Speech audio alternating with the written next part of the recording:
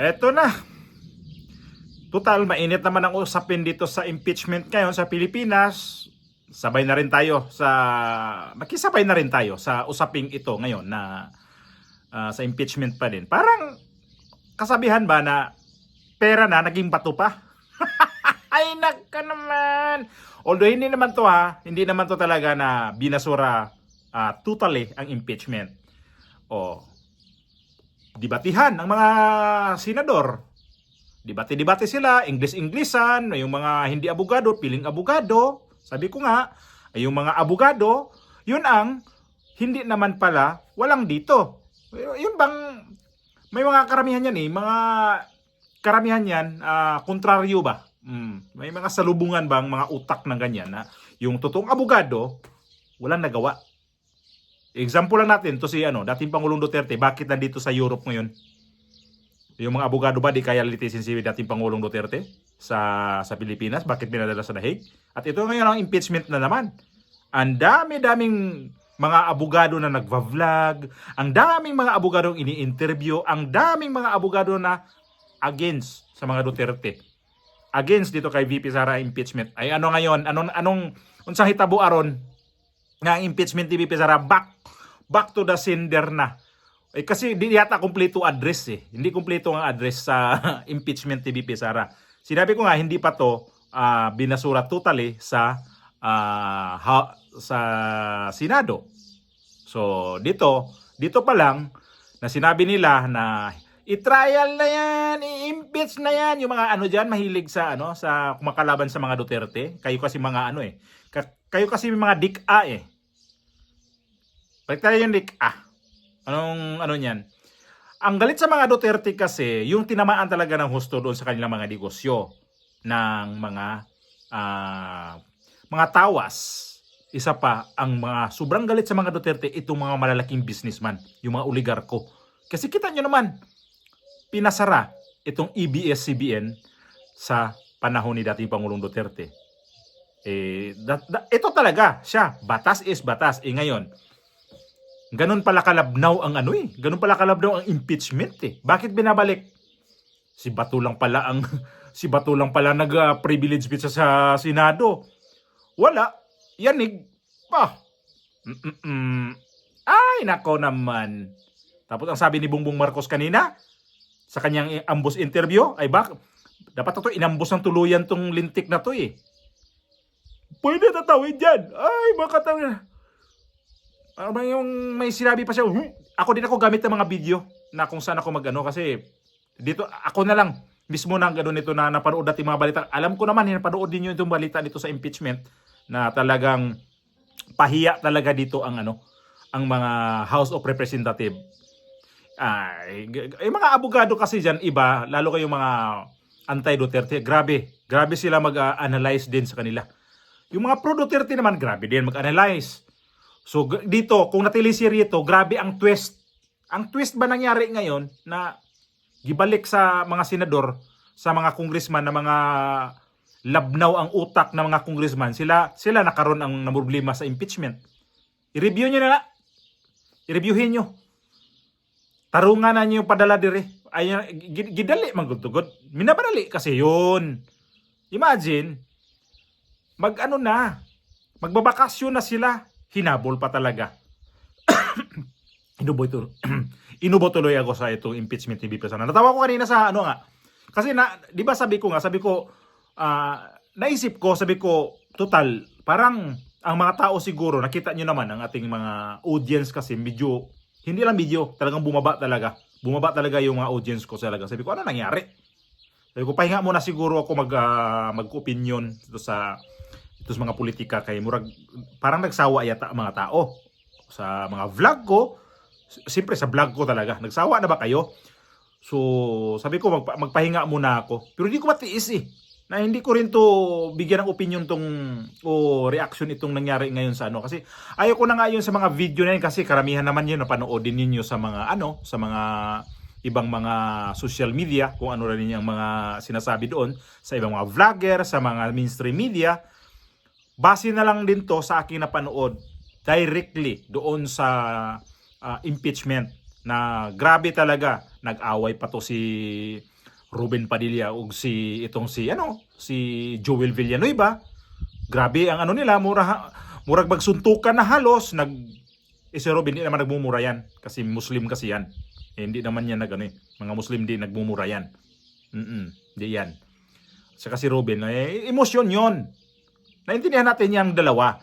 Kahit sino naman, kahit nga tayo na sa bahay lang, pag politika ang pag-usapan, kapatid mo, kung sino man tatay mo yan dyan, kapatid mong babae dyan, kapatid mong lalaki, pag kayo magbangayan sa impeachment, lalo na sa impeachment, lalo ngayon sa mga takbo ng politika sa Pilipinas, talagang magkaroon sila pa kaya na sila ang nagdadala doon sa impeachment.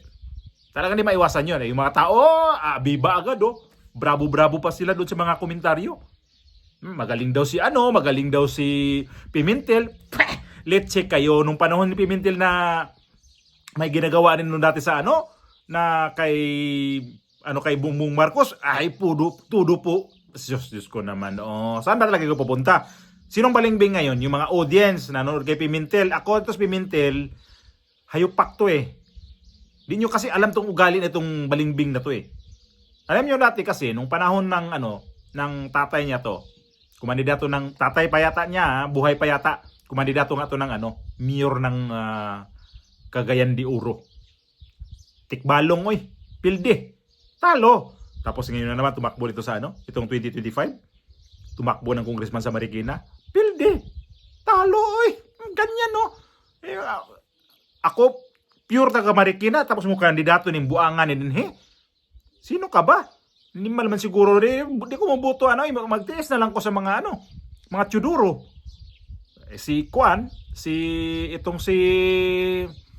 Yung babae, yung sobrang gahaman din. Siya, Kimbo ba? Stila Kimbo. Ay, wag na. Magtiyuduro ka na lang kasi may nagawa. Tapos ito, balikan natin yung impeachment na ang mga tao tuwang-tuwa doon sa nag-convene. Ako din sabi ko nag-convene.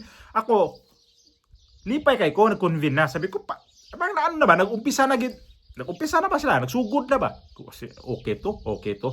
Nag-umpisa na kanina. Di sige ko tanaw sa palabas sa YouTube. Sabi ko, debate pa Inglesan. Allah.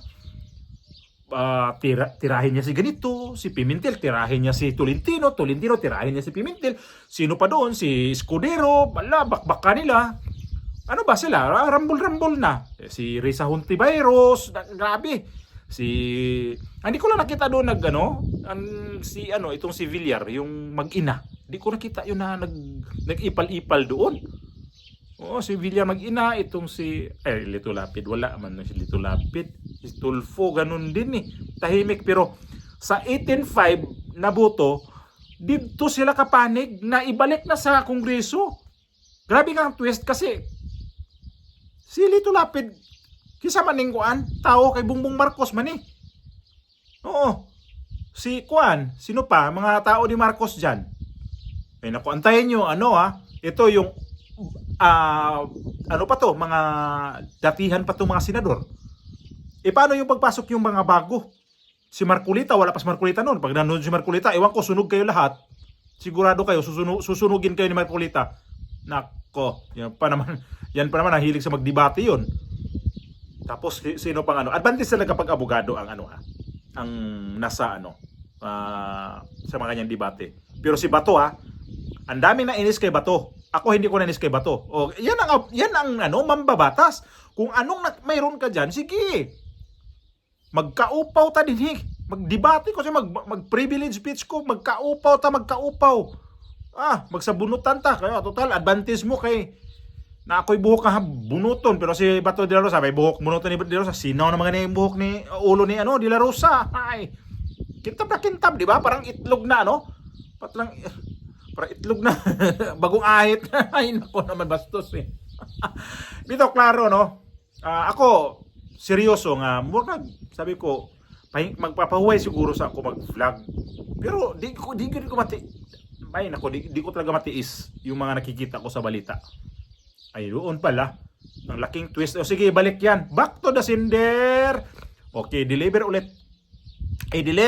ang impeachment ni VP Sara sa papuntang papuntang House of Representatives. Ay nako, paano kaya yan? Bayad na sila niyan eh. Yan nga sabi ko, pera na naging bato pa. Hindi eh. Hindi na to ginawa ng action sa House of Representatives dahil mayroon talagang butas yon. Di ba sabi ko nga yon, apat lahat na impeachment na inihain sa House of Representatives. Isa, dalawa, tatlo, pang-apat, yun ang inaprubahan. Yun ang dinala sa yan ang dinala sa Senate. Yung tatlo, sabi ko nga, ano ko na to, ilang beses ko to nabanggit ha. Archive nila yon. Bakit hindi yun binigyan ng pansin, yung tatlo? Dito sila nag-question. Dito pa lang, may butas na ang House of Representatives sa mga senador. At ito rin yung tatlong impeachment, ito yung dinala sa Supreme Court. Yan na ho yun ngayon, tatalakayin yan sa Korte Suprema. Wala pang resulta, wala pang labas na resulta. So nag-impeachment na tong House of mga senador. So anong ginawa ng mga senador? Balik. Ano sila? Binanatan sila ni Bato, ni Robin Padilla, Binas Cayetano. Kita ni Cayetano, susugan ko to. Sige, balik niyo yan. Di binalik. Di botohan. 18. Pabor sa ibalik. 5 ang ayaw ibalik. Mga tanga eh. Yung itong si Crispo, Hontiveros, itong si Pimentel, itong si Binay, Gatchalian, mo ni mga tunto mga senador, mo ni mga buang na mga senador. Di ko kasabot lagi. Si Pimentel, abogado pero piling hindi abogado. Pero yung mga senador na hindi abogado, bakit marunong sila sa Marunong sila doon. Dahil pinag-aralan nila. Si Pimentel kasi, maano natin yan na iba talaga siya kasi one-sided na siya ngayon dahil sa asawa niya na kasama dito sa kay Bongbong Marcos na mga appointed na nasa United Arab Emirates, yung asawa niya na special envoy doon sa UAE. Kaya ito si Pimentel, baliktad na kay Bongbong Marcos na ngayon. Hindi, dapat nga to, dito mag-minority leader eh. So graduate na siya eh. Kunting panahon na lang, Pimentel, mawala ka na. At itong 5 na mga senador, dami kong nakikita nito sa mga nagko-comment kahit sa ang social media, wala, gidumta na. Markado na itong 5. Kaya itong impeachment ni VP Sara, iwan ko lang mangyari nito itong si Manato kasi mayroon silang kailangan sasagot si VP Sara. Pinapasagot, 'di ba? Sa Senate sa loob ng 10 days na walang di pwedeng i-extend sa 10 days. Sasagutin 'yon. So dito may proseso na ang mga senador. Balik sa sa House of Representatives itong mga impeachment. Wala na. Tapos sabihin nila pinapatay sa mga senador. Kayo kasi mga buang, kayo mga congressman eh. Paano kasi minabadali nyo kasi doon sa bayad. Yan ho yung dahilan. So ikaw, Martin Romualdez, ikaw Bongbong Marcos nga, kayo naman talaga may pakana nito. Sige, mag-usap-usap kayo, mag-caucus kayo nito. Kasi kayo naman talaga may pakana nito eh. At unang pumirma, itong si Sandro Marcos. Ay di batukan nyo si Sandro Marcos. Batukan nyo. Kasi yan ang pasimuno din sa pirma eh. Kung ako ganyan, batukan kaya. Sunod si Bongbong Marcos. Sunod si Martin Romualdez. Pag-untugin ng ganyan. Ang sarap magwala sa mga tao na to. Sarap murahin talaga. Pasensya na kayo yung mga sinasabi ko nga masyadong brutal ba na magsalita. Kasi nainis talaga ako sa Pilipinas ngayon.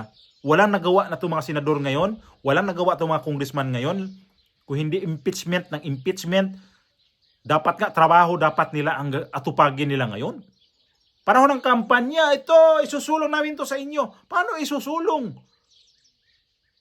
Isusulong ba yan na pagdating ng 20th Congress, di pa nga tapos ng 19th Congress, impeachment na? Ay, animal talaga Pag wala, di kasi tayo makialam, ako mismo sabi ko, di ko rin kaya talaga na di ko rin talaga kaya na manahimik lang ako talaga.